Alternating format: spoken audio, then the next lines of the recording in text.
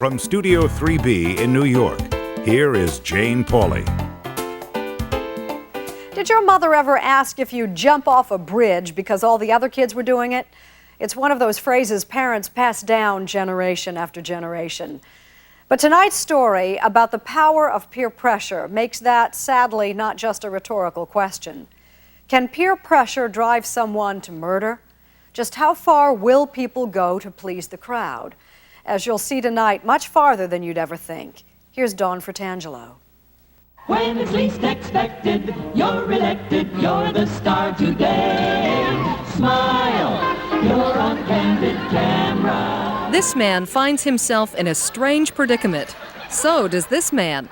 He's in an elevator facing front, but inexplicably, everyone else is facing the back. It's the dilemma presented by TV's Candid Camera 35 years ago, pitting individuality against the pull of group pressure. He's very unhappy. You'll see him. He doesn't know whether to go inside and face front or outside and face back. Here's a fella with his hat on. Over and over, the unsuspecting TV stars all reacted the same way, like sheep. A moment later, we'll open the door. Everybody's changed positions.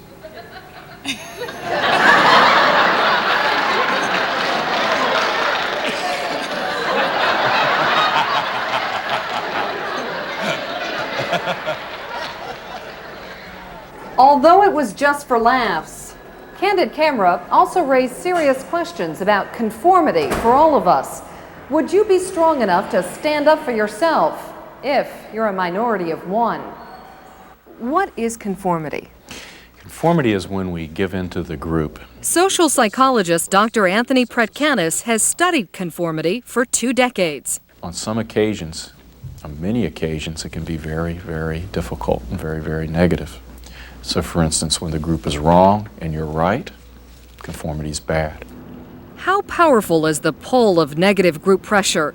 We wanted to know. So Dateline enlisted Professor Pretkanis and his psychology students at the University of California, Santa Cruz to replicate Dr. Solomon Asch's classic 1950s conformity study.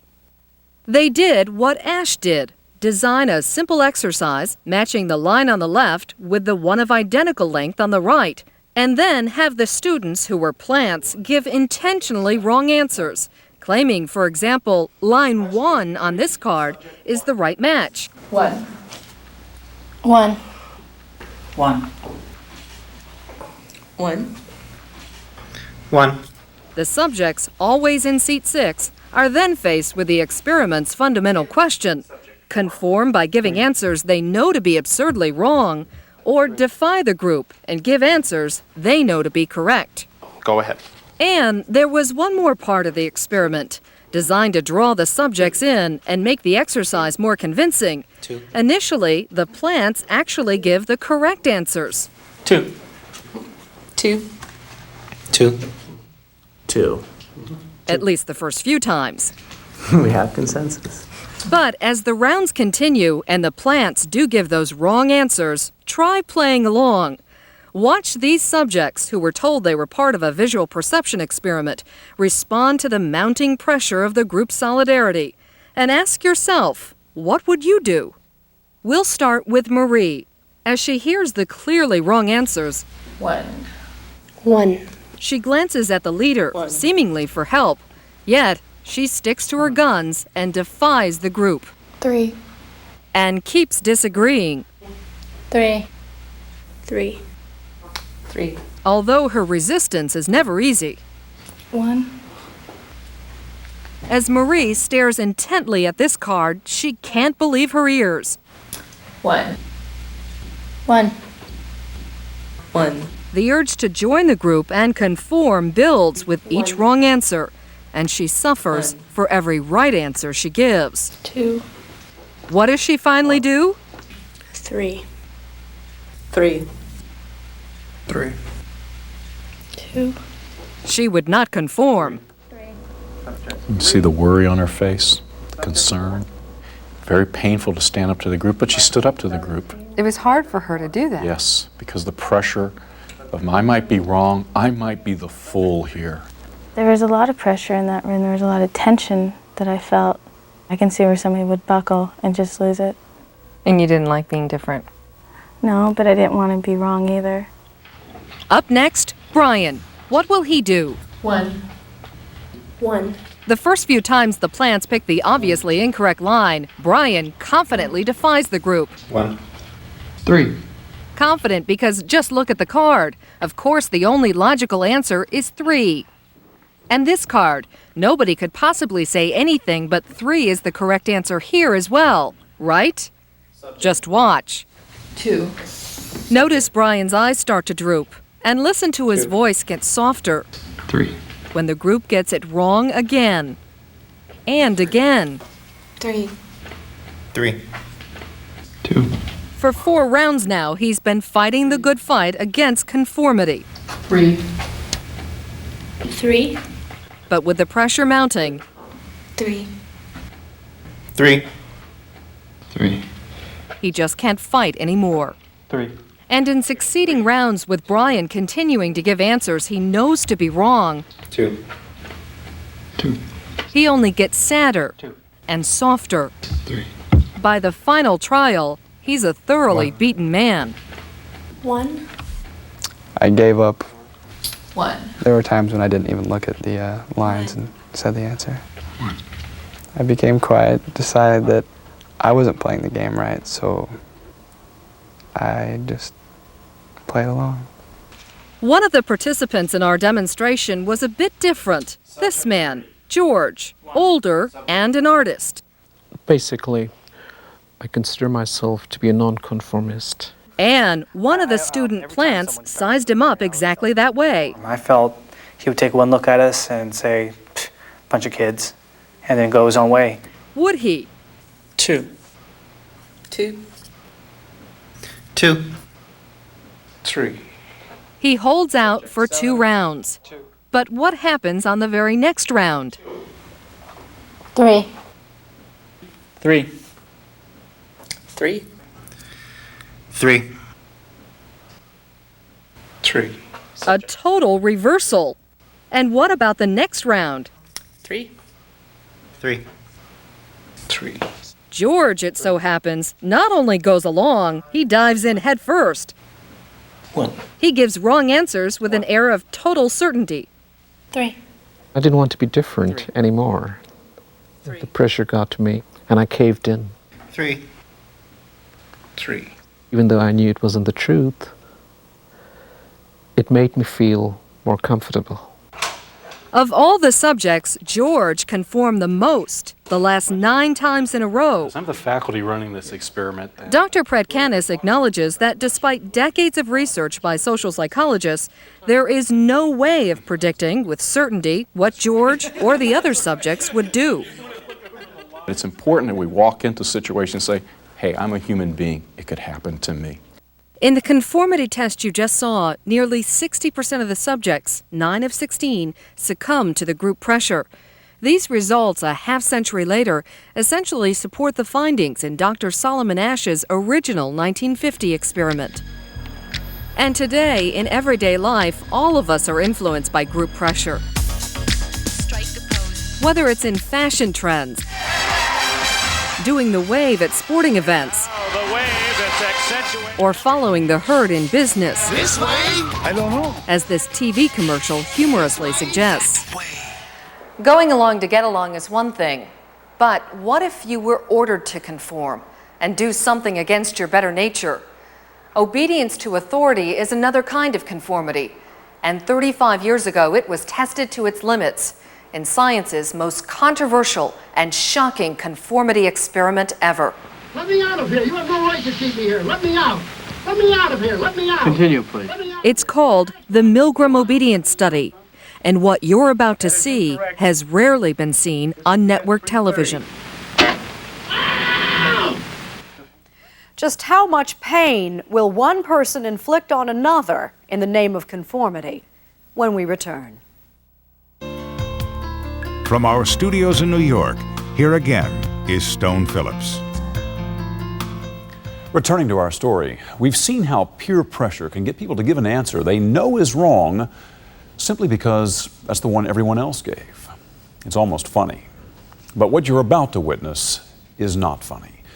It's footage you've probably never seen before. And as you watch, ask yourself, what would you do? Here again, Dawn Fratangelo.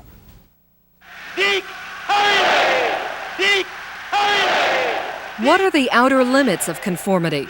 Historically, it's the Holocaust, where a single authority figure, Adolf Hitler, influenced countless others to act against reason and good conscience. Here at Yale University in the early 1960s, psychology professor Stanley Milgram wondered whether the Holocaust was a uniquely German experience, or, under similar circumstances, would any one of us have the same capacity for evil? That experiment in the history of social psychology was earth-shaking. Here's how the Milgram experiment worked. Subjects like this man were told they were part of a study on memory and punishment. Punishment they would deliver to this man from this ominous-looking machine. This machine generates electric shocks. The subjects were told they'd have to give the man shocks after every wrong answer in the memory test, and the voltage would increase from slight at 15 to intense at 255 to the unimaginable at 450. But what the subjects didn't know was that the machine wasn't real, and it wasn't a memory test at all. It was a test of obedience to see if everyday people would inflict pain on others just because an authority figure told them to. You want to step right in here, Lou? The subjects also didn't know that these two people, the man in the lab coat who was running the experiment and the man receiving the shocks, were Milgram accomplices. The man in the lab coat, really a young high school teacher, gained instant credibility with subjects he had never met before, simply by acting in charge and sounding and looking like a scientist. And this electrode paste is to provide a good contact to avoid any blister or burn. And there was more scripted dialogue, always with the subjects listening in, that raised the stakes even higher. About 2 years ago, I was in the Veterans Hospital, and while there, they detected a heart condition. So now, Dr. Milgram had set up a crisis of conscience, pitting fear of harming someone against orders to obey. My role was to give commands to the subjects to get them to go to the end of the machine. The man in the lab coat, John Williams, 35 years later. When you first saw that machine, did it ever occur to you that someone would go to the very end? No. This one will be 195 volts. The correct one. Let me out of here. Slow. Dance. Let me out of here. My heart bothers me. Let me out of here. You have no right to keep me here. Let me out. 195 volts. Anguish cries to stop. And they're not the first pleas for help. By this time, the subject believes he has shocked the man with the phony heart condition 13 times. Let me out of here. Let me out. Continue, please. Let me out of here. My heart's bothering me. Go on. Let me out. Let's look at that again. And this time, pay attention to the subject's struggle as he feels the weight of his conscience. Let me out of here. My heart's bothering me. Let me out of here. You have no right to keep me here. Let me out.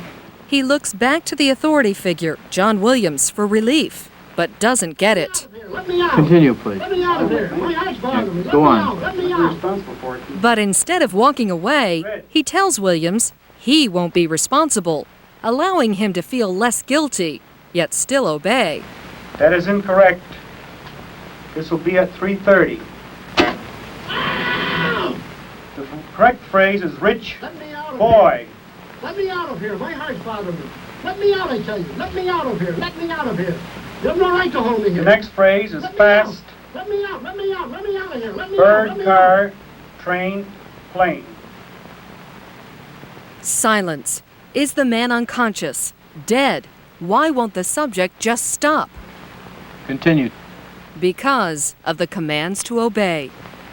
That is incorrect. This will be 3:45. More silence, putting even more pressure on the subject. Should he follow more commands, or finally follow his conscience? I'm not going to go any further. It's absolutely essential that you continue. Yeah, I'm not going to do it, though. You had no other choice.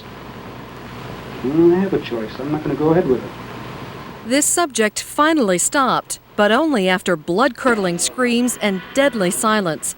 In all, he made the decision to inflict pain on a fellow human being 23 different times. But that subject didn't go as far as most. Amazingly, nearly 2/3 of Milgram's subjects, from a laborer to a social worker to a corporate executive, went all the way. That surprised Milgram and dozens of psychiatrists who had predicted that only 1 in 1,000 would obey to the very end. Which on this Milgram shock machine is past intense, past danger, all the way to a place seemingly too painful and perilous for words. That's disturbing. We thought so. I thought so. And so did Stanley Milgram, who was so worried that no one would believe his results that he filmed the study on the very last day as proof. Proof, he concluded, that just like in Nazi Germany, any one of us could put blind obedience over conscience. The experiment raised another issue as well. Was it in itself cruel and possibly damaging? What was the impact on the people who were studied, those who obeyed orders to inflict pain? Concerns about that issue prompted the psychological community to impose strict ethical standards on research in an effort to protect subjects. However, Milgram said 84% of the subjects in his controversial experiment told him they were glad they took part.